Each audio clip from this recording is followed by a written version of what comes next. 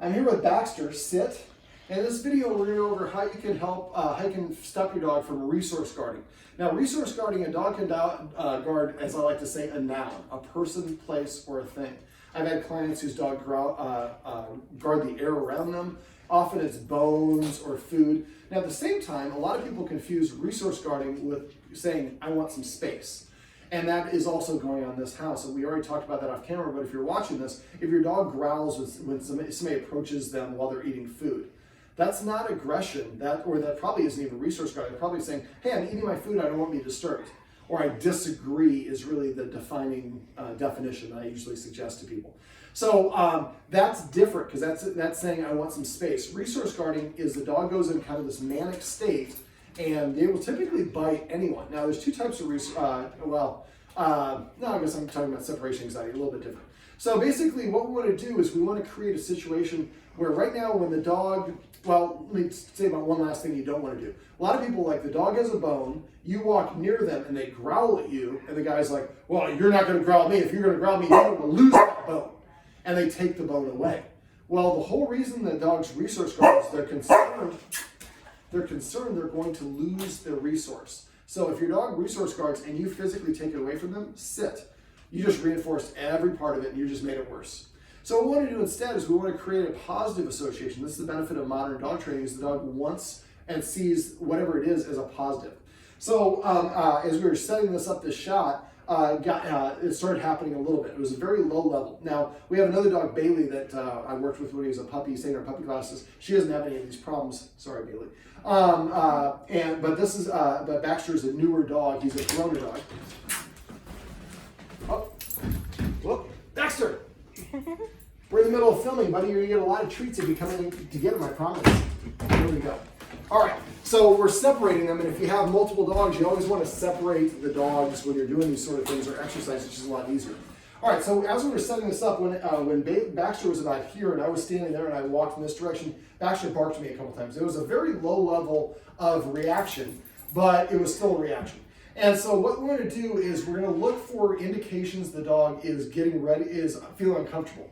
Now, most of us don't stop until the dog's actually lunging and barking and trying to bite us. And if a dog's a resource guard, it'll bite even its primary person if it needs to, or if it thinks it's right.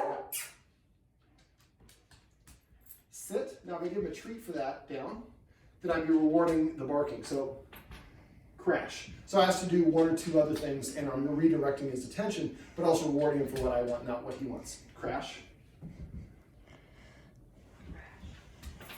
Crash. There we go. So he's kind of jealous because he sees the belly's getting treats, so now he's getting treats too. So what are the indicators?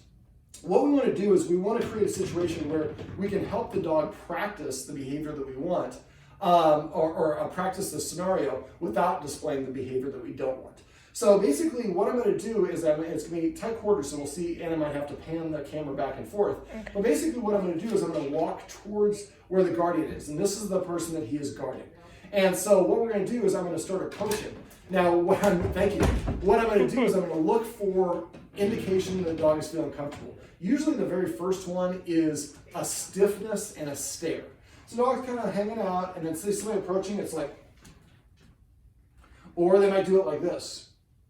I'm staring at you by practicing a little avoidance. So if you see the dog get stiff and it's kind of going from wiggly and jiggly, as I like to call it, to suddenly stopping.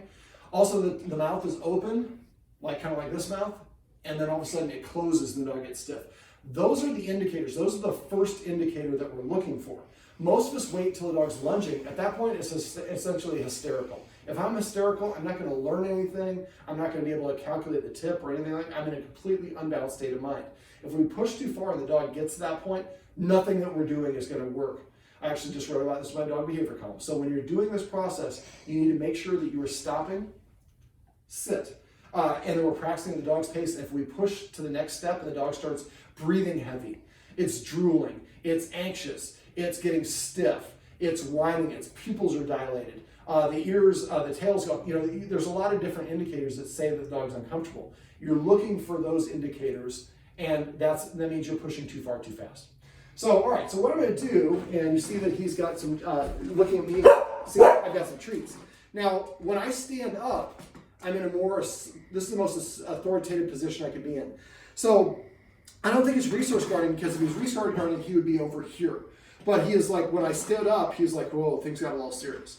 So what I'm going to do is I'm going to walk over here, and I'm going to start walking towards the guardian. I definitely can't roll with that. I'm going to walk towards the guardian, and I'm going to be watching the dog.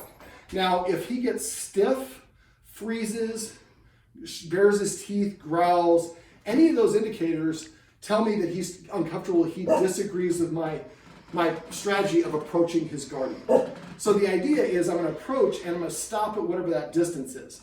So let's say I approach and I get to 10 paces, and that's when he starts showing guarding behavior, research guarding.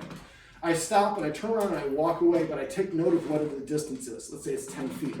When I wait for them to relax, sit, wait. I wait for the dog to relax, and once it's relaxed, then I approach again. If at 10 feet is where you start giving the signs, this time I'm going to stop at 11 feet. Before he gave any indications whatsoever, I'm going to roll a treat towards him, and then I'm going to turn and walk away. Now this is kind of a narrow room like this, actually 2 rooms together. I'm redirecting him, not giving him the treat. So you ideally want to approach it from all sorts of different angles, but in this case, we're primarily going to be from this angle. So I'm going to go over here. It's probably best if you're not all worked up. Crash. Crash. Crash. There we go. All right, so I'm walking.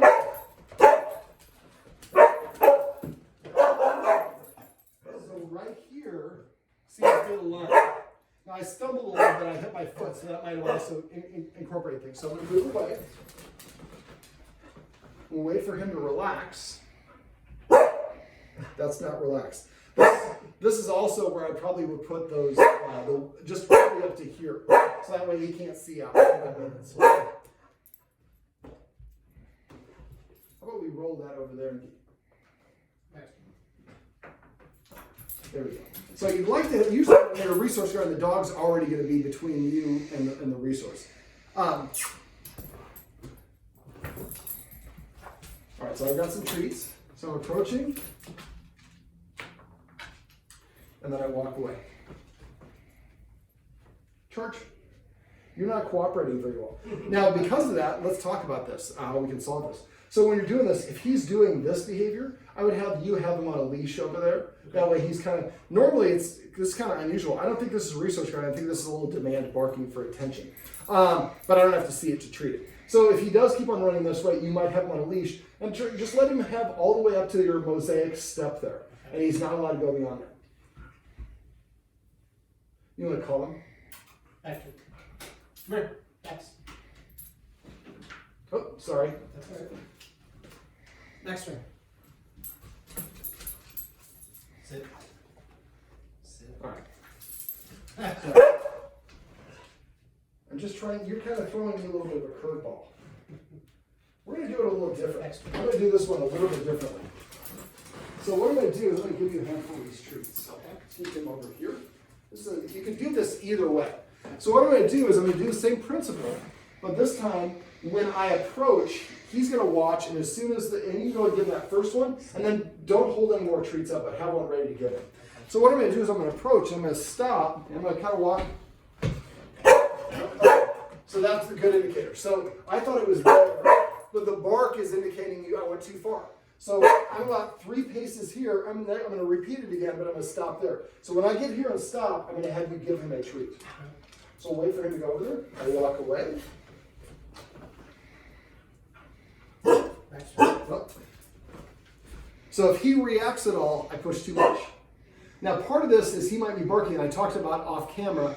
I'm glad I mentioned it. You want to make sure you're exercising your dog before you do this. I think this is going on because there's people walking by the street, which puts him in guard dog mode. We've been working outside for about an hour and a half, 2 hours. He's probably a little bit hot. And then I'm doing this. So this is what we call trigger second. There's 3 or 4 things going on. Now if you put a hand towards him, so he's laying down, he knows that dad has the treats. So I'm going to walk and treat. Treat. It was a little bit of a bark, but that's okay. I'm going to turn and walk away. I'm going to back to him, and dad's going to cough when he goes back over there. Nope. So that one, that's on me. So dad gave him a treat that time, but he barked. So yes. So what I'm going to do is I don't want to sit on anything in here because it's coronavirus time, so I'm going to sit. So now what I'm going to do is I'm going to get up and take one step. Oh, no treat. So if he barks at all, he doesn't get a treat. So now I'm going to try just standing up.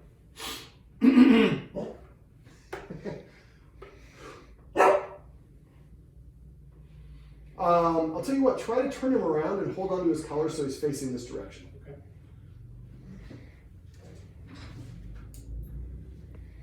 Okay. Just a little bit longer video than anticipated, that's okay.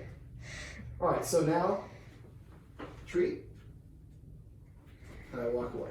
Have another treat ready? Yep. Okay, so this next time, I'm gonna wait for him to settle. Next time, as soon as I I'm just gonna turn my torso to face you and give him the treat.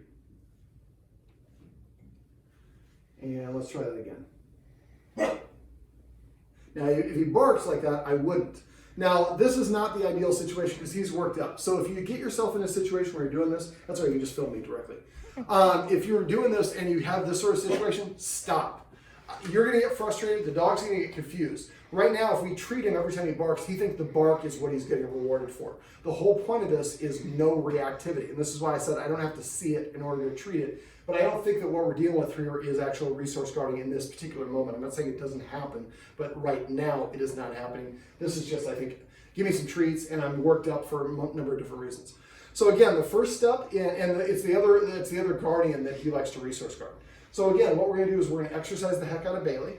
So, and then give Bailey a bully stick or something like that in a room where Bailey can't get to us.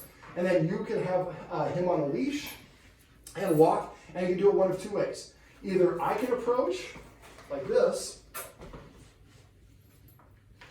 and throw the treat, or I can approach and the treat is delivered by the guardian who is holding onto the dog. In this case, if he keeps on moving over, that might be a good way to go. However, when we're doing this right now, the dog is facing that way. We want the dog facing the direction of the approaching person. Now, so the idea for this is the guardian, and it's going to depend on different criteria. If construction, which has been going on over here for like 2 years, I swear, if construction is going on over here, that's going to probably make him a little bit more edgy.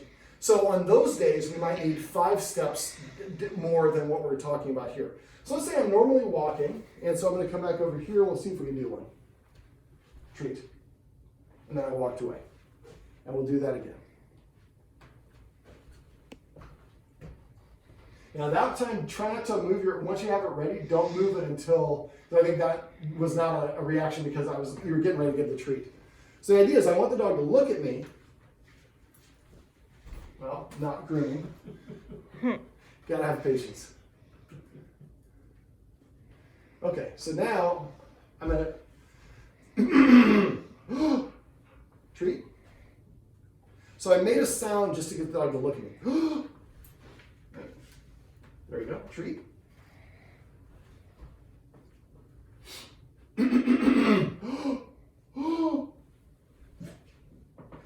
Good job, the guardian did withheld. So approach, do I treat? Now, again, the reason this fails for everybody where this doesn't work, it's because they take that extra step or the person's rewarding. He just did a great job by not rewarding. So I move a little bit further away and let's see approach again. Right there. I'm not even eclipsing the carpet here. And you want to get about 5 or 6 really good ones before you take the step and go to the next one. And make sure the dog's looking because last time he was, there you go. Took us a little bit of time, but we're getting there. Now I'm going to treat some, unfortunately. There we go.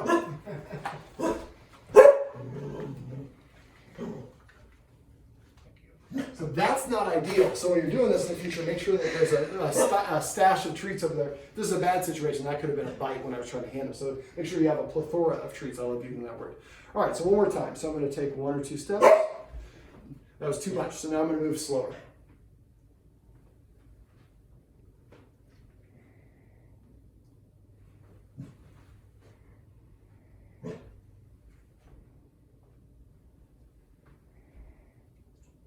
Now at this point, what I'm really doing, I'm just oscillating my body I'm taking a step, but I'm turning. And that chortle, we think, hey, he didn't really bark. Nope, that's still a reaction. Remember, really the reaction we're looking for is just a stare. So that, even though that's pretty muted from a normal animated response, that is still a lot more criteria than what we're looking for. We want no response whatsoever. Let's see if we can get one more.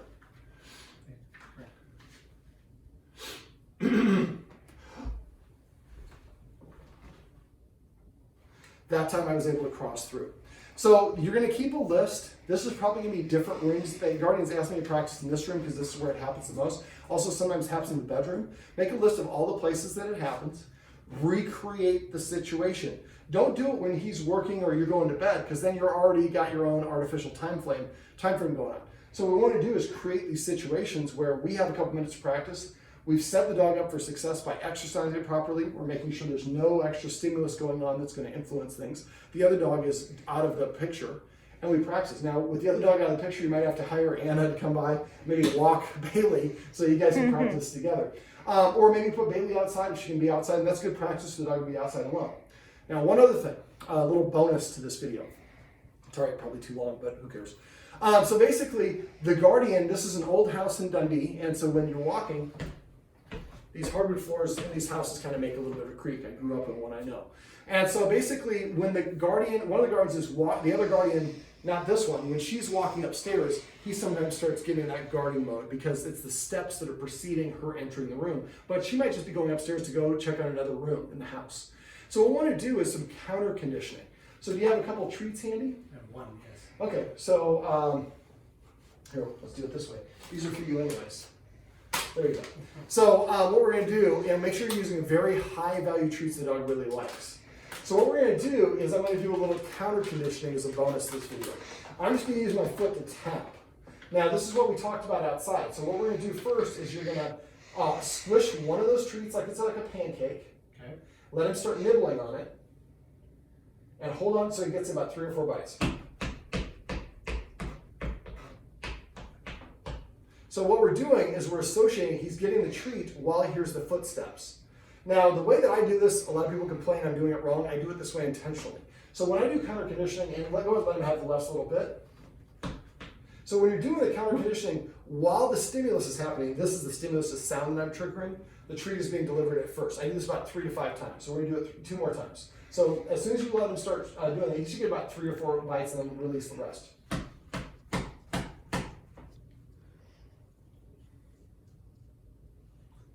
And a little bit lower. And you saw his ears kind of went up a little bit. I made it a little bit more intense. All right, so now we're going to do that one more time.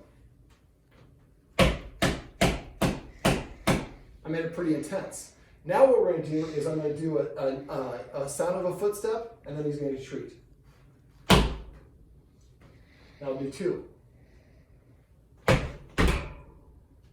So what we're doing is we're teaching the dog that the sound of approaching footsteps is not something to be alarmed about. As a matter of fact, that's an indicator you're about to get some treats. You should be like, thank God somebody's coming up here.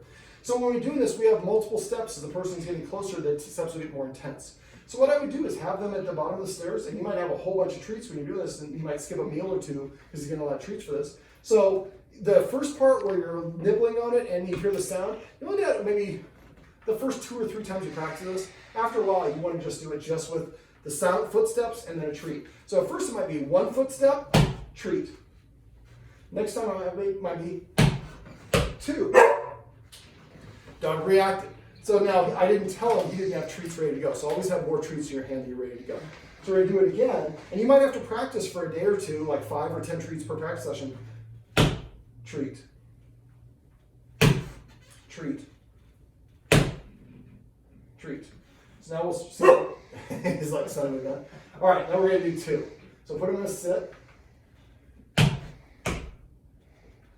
now I'm going to move towards him. Now, we might have 2 things going on. So if you're dealing with 2 problems, don't try to handle them simultaneously. You might just have some practice at having her walk up the steps. So you have like 10 treats, okay?